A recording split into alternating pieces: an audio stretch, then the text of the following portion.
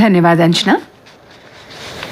समाचार पत्रों की सुर्खियों से पहले सेना द्वारा किए गए सामाजिक कार्यों को आपके साथ साझा करना चाहेंगे। कोविड-19 की संभावित तीसरी लहर के प्रभाव को कम करने के लिए भारतीय सेना ने इस वायरस से लोगों की जान बचाने के लिए अपने प्रयासों को और तेज कर दिया है। जान को गंभीर खतरा होने के बावजूद लोगों में टीकाकरण से होने वाले फायदों की जानकारी न होने, अफवाहों की वजह से तथा टीकाकरण से होने वाले साइड इफेक्ट्स के डर से टीका लगवाने में झिझक गए।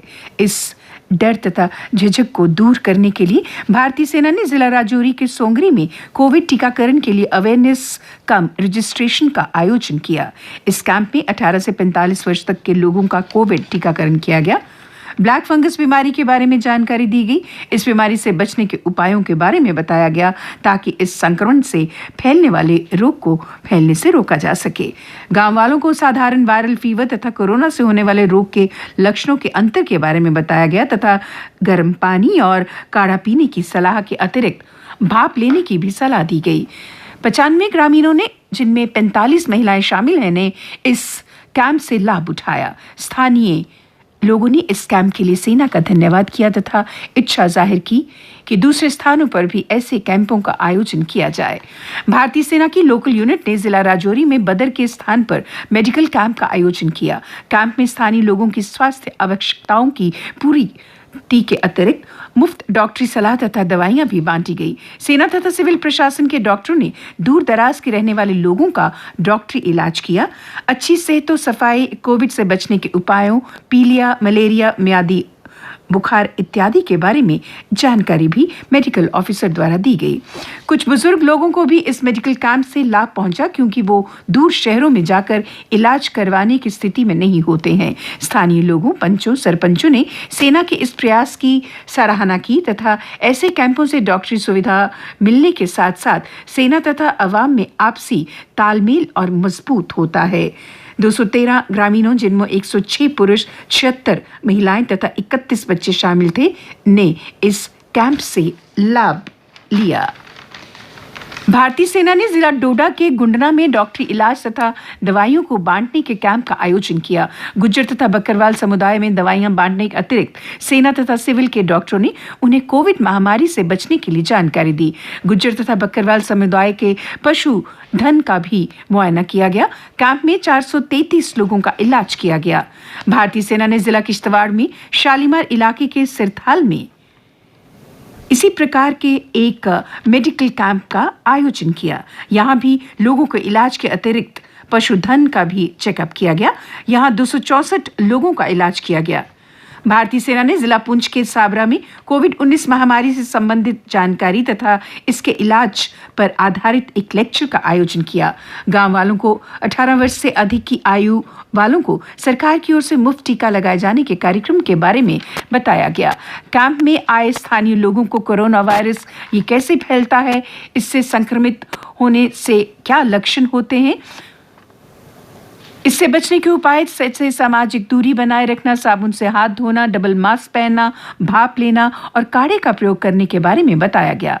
उन्हें cowin.gov.in ऐप में रजिस्टर करवा के टीकाकरण के बारे में भी बताया गया। 28 गांव निवासी, जिनमें 6 बच्चे भी थे, इस कैंप में उपस्थित थे।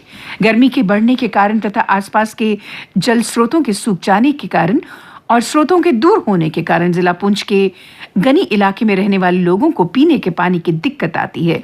गांव वासियों के अनुरोध पर राष्ट्रीय राइफल्स की स्थानीय यूनिट उन्हें पीने के पानी की सुविधा मुहैया करवाई। 88 गांव निवासियों को ये सुविधा मिली, जिन्होंने भारतीय सेना का तहे दिल से धन्यवाद किया। युवाओं को रोजगार प्राप्त करने में सहायता देने के प्रयासों के तहत भारतीय सेना ने जिला किश्तवाड़ के गांव चिंगम में एक कारपेंटर कोर्स का आयोजन किया। कोर्स खत्म होने के बाद उन्हें कारपेंटर किट भी दी गई तथा प्रोफिशिएंसी सर्टिफिकेट भी दिए गए। सेना के इस प्रयास के युवाओं तथा स्थानीय लोगों ने बहुत सराहा। इस ट्रेनिंग से गांव के बेरोजगार लोगों को रोजगार हासिल करने में बहुत सहायता मिली।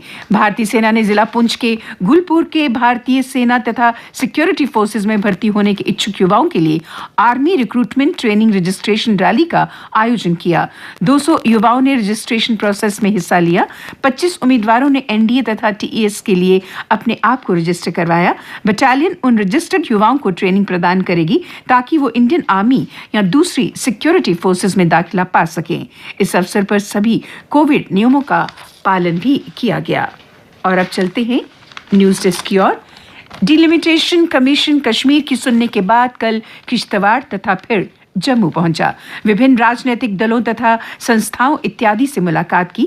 इसी से संबंधित समाचार आज समाचार पत्रों में प्रमुखता लिए हुए हैं।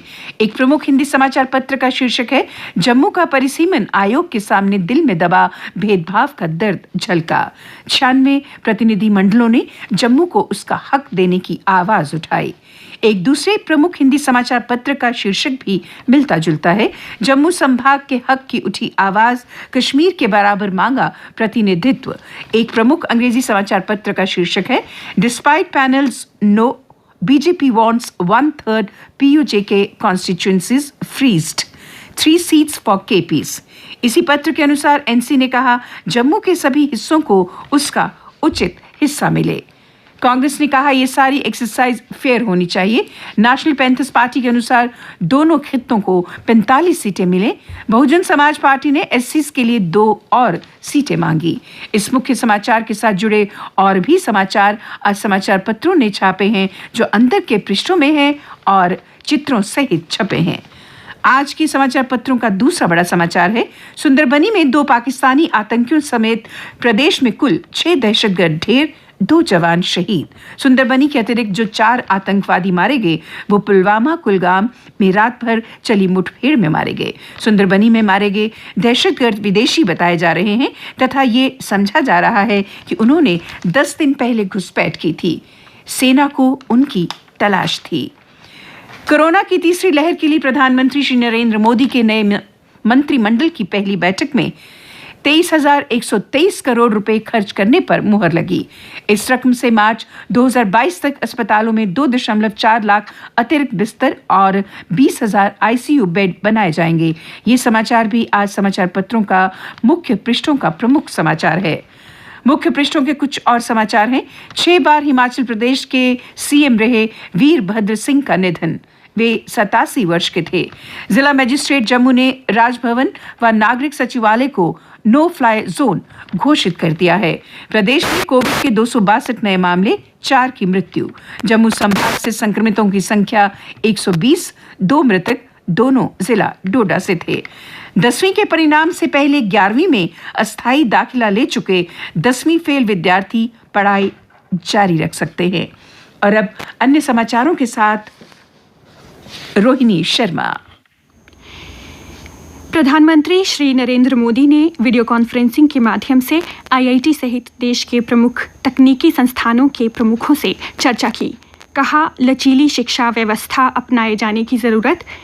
टीम मोदी के नए मंत्रियों ने कल संभाली अपने अपने मंत्रालयों की कमान। डॉक्टर जितेंद्र सिंह ने विज्ञान एवं प्रौद्योगिकी मंत्री का संभाला कामकाज। जीएमसी जम्मू में 15 को खुलेगा 100 बिस्तर वाला इमरजेंसी ब्लॉक, एलजी करेंगे उद्घाटन। जम्मू कश्मीर के किसान बागवानों के उत्पाद अब हवाई जहाज से पहुंचाए जाएंगे देश विदेश में। सरकार ने परवाज योजना को दी मंजूरी। बढ़ती महंगाई के विरोध में कल कांग्रेसियों ने किया जम्मू में प्रदर्शन। आतंकी बुरहान वानी की बरसी पर कल ना कोई बंद ना पथराव, कश्मीर में दिखा बदलाव। रेडियो बना बच्चों का साथी, पढ़ाई में मददगार। दूरदराज इलाकों में स्मार्टफोन से बच्चों की नहीं हो पाती पढ़ाई, रेडियो से चलती है कक्षा। ट्रैफिक नियम तोड़ेंगे तो जेब पर पड़ेगा डाका।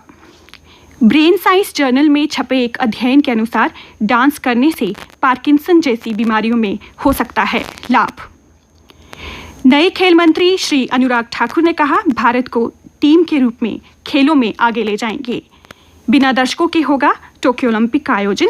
भारत और इंग्लैंड की महिला टीमों के बीच पहला T20 मैच आज।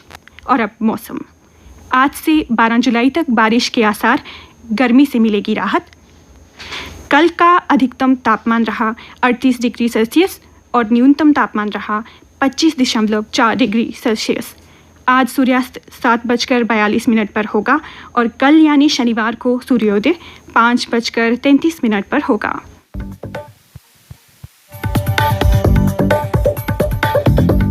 इसके साथ ही शुभ प्रभात का आज का ये अंक हम यहीं समाप्त करते हैं। आपका आज का दिन